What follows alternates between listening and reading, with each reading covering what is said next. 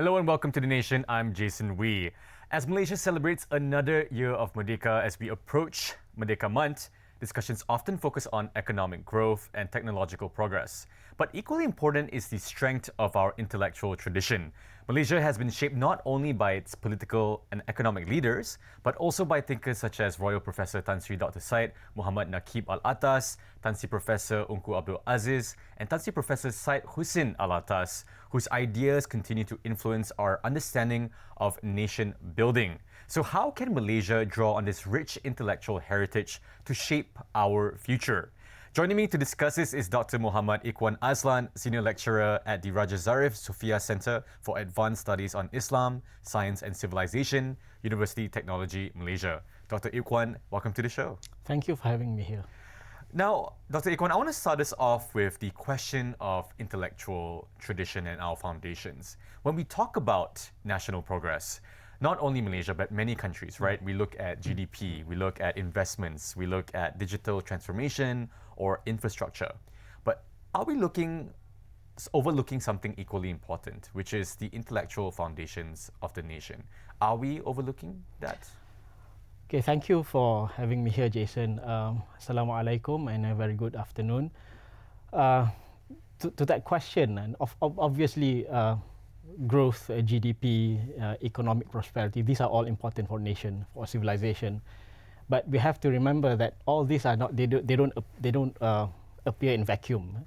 There's a lot of thought, there's a lot of intellectual input that goes behind those ideas of progress. And for instance, when we speak of GDP, it measures certain aspects of the economy, and necessarily it has to reduce to particular aspects that is quantifiable. And there are other aspects that are also important, but they're not necessarily captured by the GDP. Similarly, when we say economic growth or when we say technological progress, this only captures aspects of a reality of a human being in our civilization. So intellectual aspects of our life and our reality has always been the backbone of civilizations, let alone nations. Right? I mean, Doctor, Malaysia, we have many plans set out thinking about our economy and our development agenda over the years. Yet, I think sometimes we find ourselves asking whether we are moving towards a clear national vision for Malaysia. In your view, do you think our intellectual tradition is moving fast enough to match our economic ambition?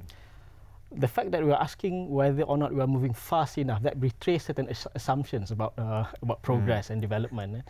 Should we go fast, or should we go more, be more deliberate in our thinking about the future, in our planning? So that alone already indicates certain assumptions, certain things that are taken for granted. Right?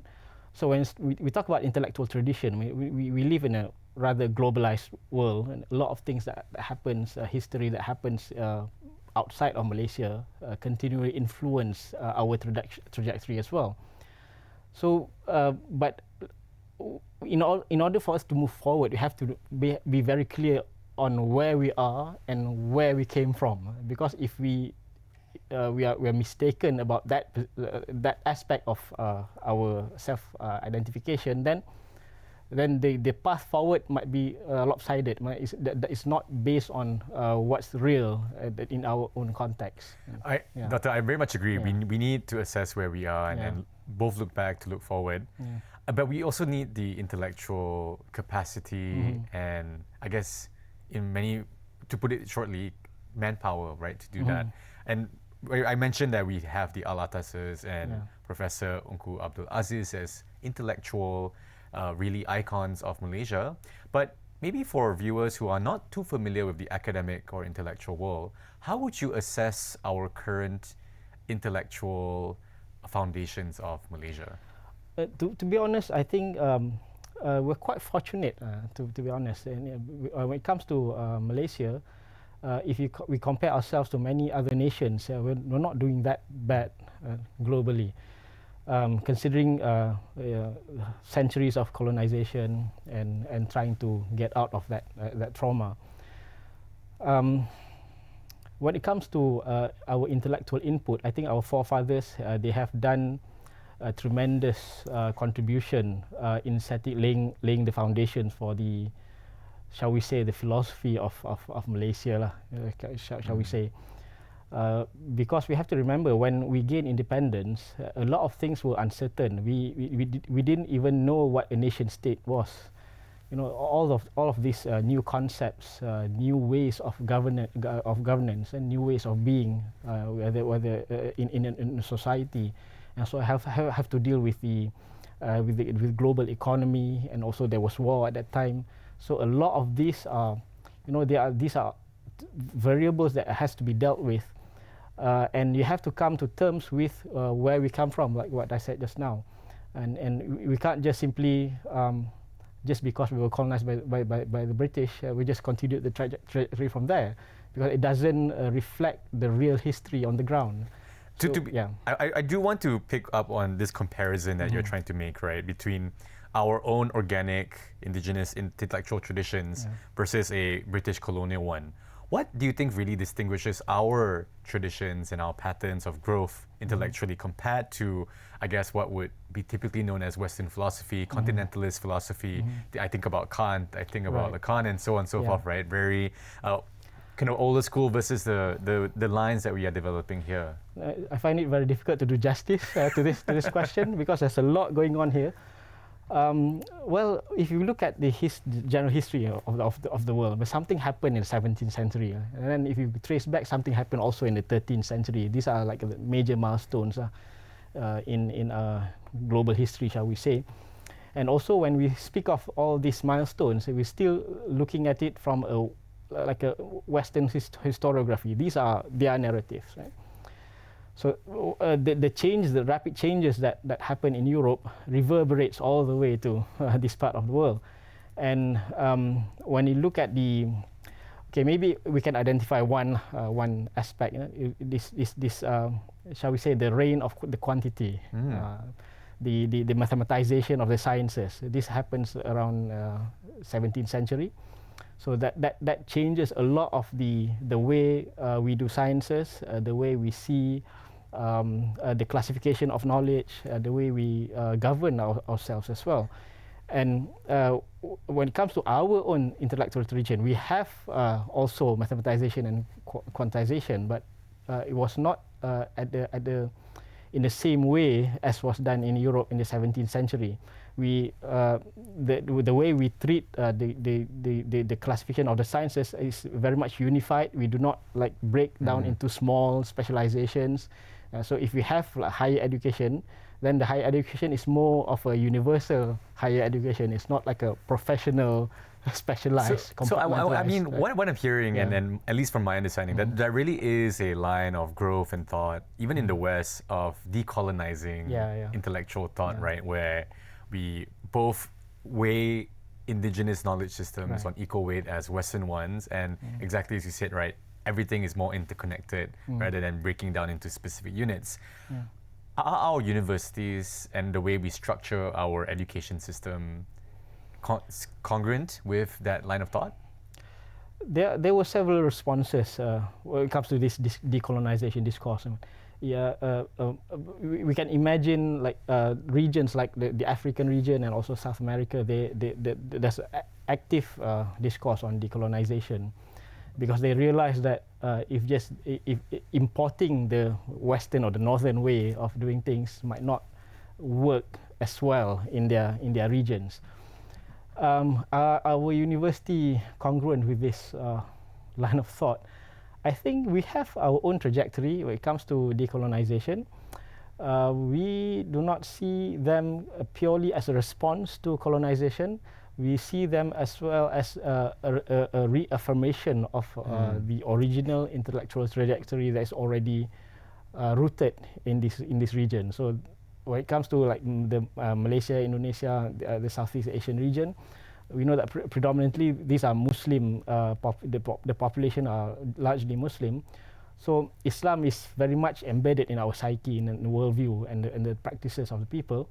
So decolonization is always coupled also with kind of Islamization. I know this is sometimes when we use the word Islamization, it has a certain image that comes with it, but we're trying to say that Islamization here is more of the reaffirming the intellectual and scientific trajectory from the civilization of Islam, as already understood and practiced.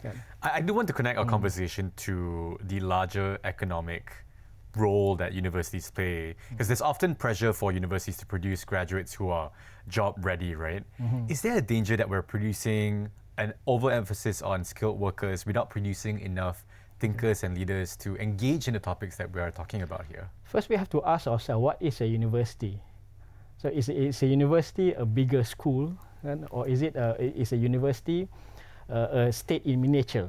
Because these are different ideas of what a university is. We thought that a university, there's one idea of a university, but when you look closely, different countries, they have different ideas of what a university should be. So is the sole purpose of university produce the working class or the capital for the job market, or is the purpose of university is a place, a sanctuary for discourse or education at the highest level to take place? So this includes also discussions and conversations that are of this nature that tries to unpack the reality of or the what exactly is our predicament, and how are we going to how are we going to plan for what's to come. I like that answer, Doctor, but you also sidestepped the actual question, which is, because you do lecture at a university as well, and I think our universities have definitely, where do scholarships go, where does funding go to? In your recommendation, or at least from your perspective, where do you think we need to invest more in terms of our intellectual infrastructure? Of course, when we talk about where exactly should we invest more, sometimes, the emphasis is on STEM, for example, science, technology, engineering, mathematics. And then when we feel that we are too much invested in that, what about the humanities? So eventually we arrive at the conclusion, so everything is important. So of course everything is important, but what is more important, how do you define the connection? Do you have a clear framework of how to connect all these different disciplines and sciences? We cannot say that the humanities are important, the STEM subjects are not important, and vice versa. I teach in the Universiti Teknologi Malaysia, so UTM yes, is an engineering university, and yet I work in CASIS, where the focus is more on the humanities. But although the focus on humanities, I also teach in the Faculty of AI in mathematics. So it's important as well to find the integrative framework to connect all these different disciplines in seeing it as one whole. So that is, I think, what is missing by and large in our.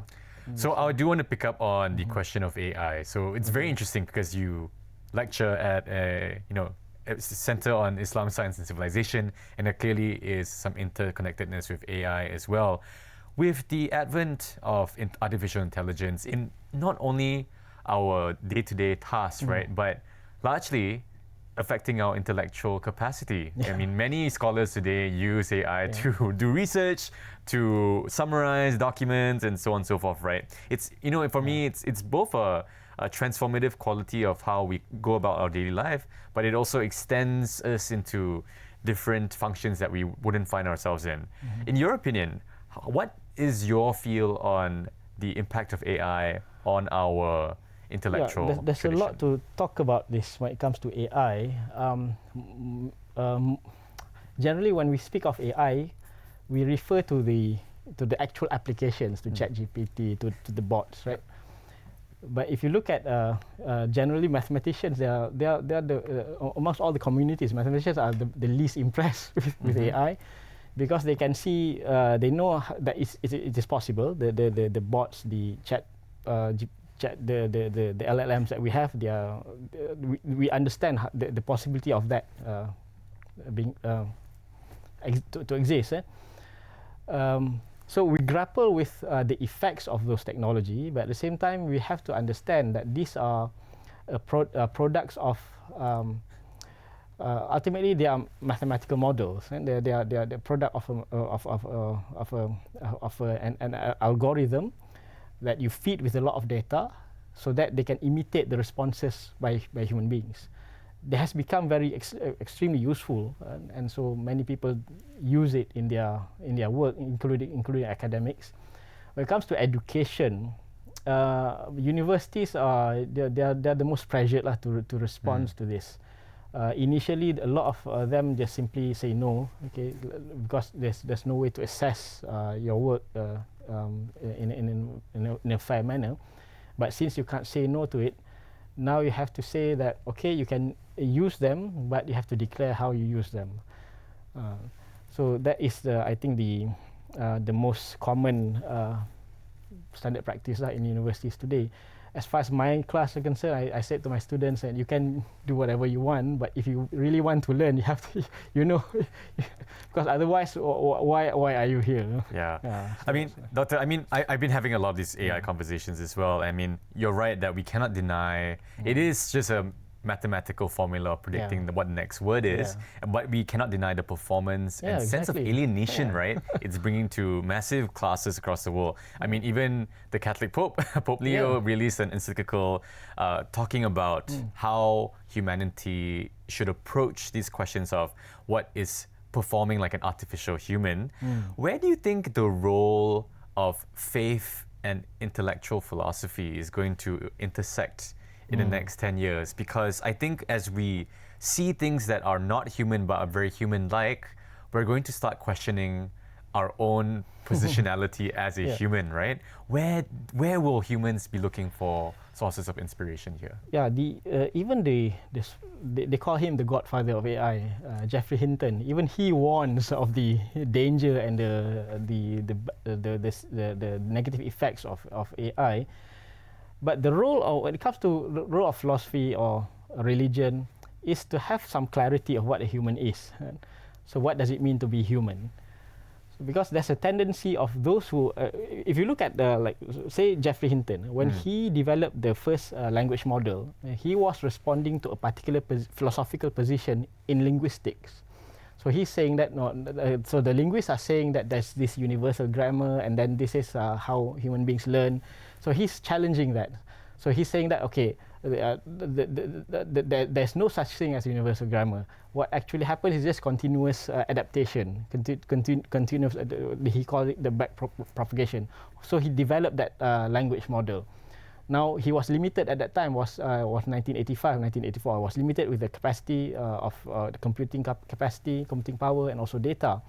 But now his students and his students' developed that further into large language model with data from social media and the computing power that we have today. Suddenly you have ChatGPT.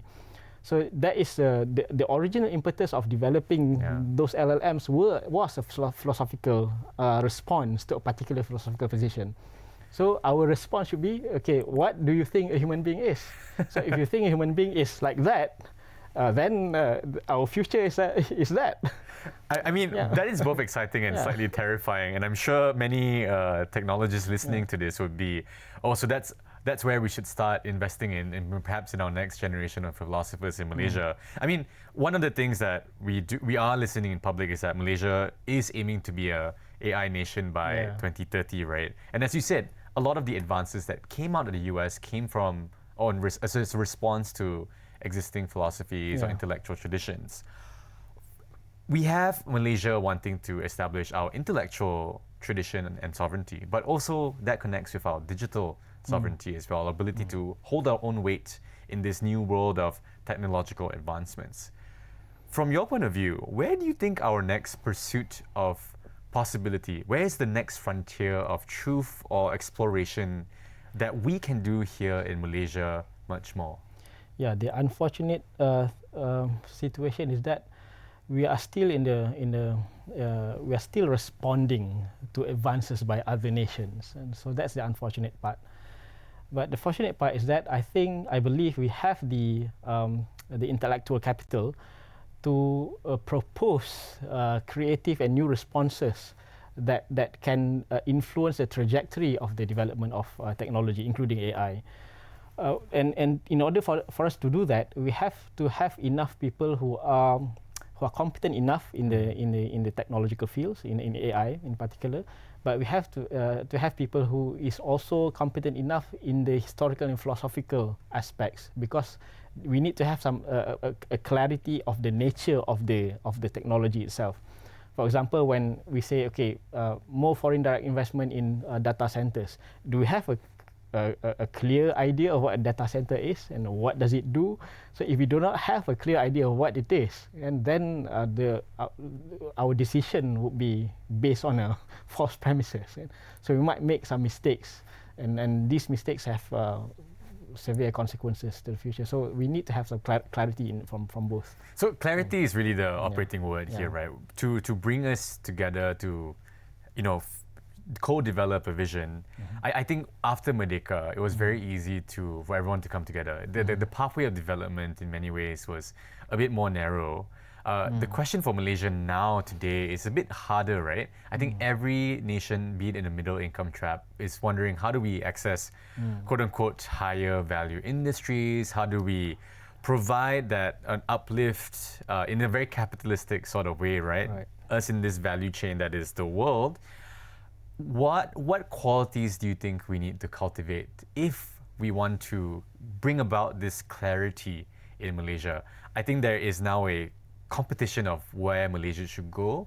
Should we, really keep in this industrial and agricultural base that, in a world with larger food scarcity, that will be more stable?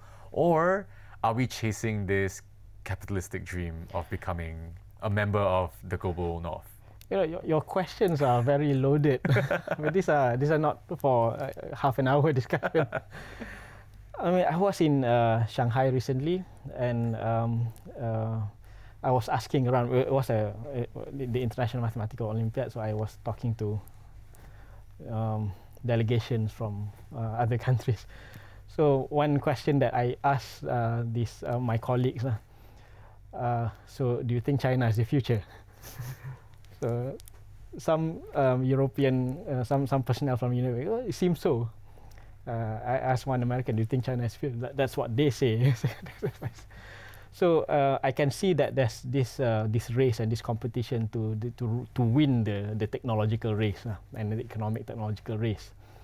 And we also know that this comes with severe consequences, social, political consequences, and also environmental consequences.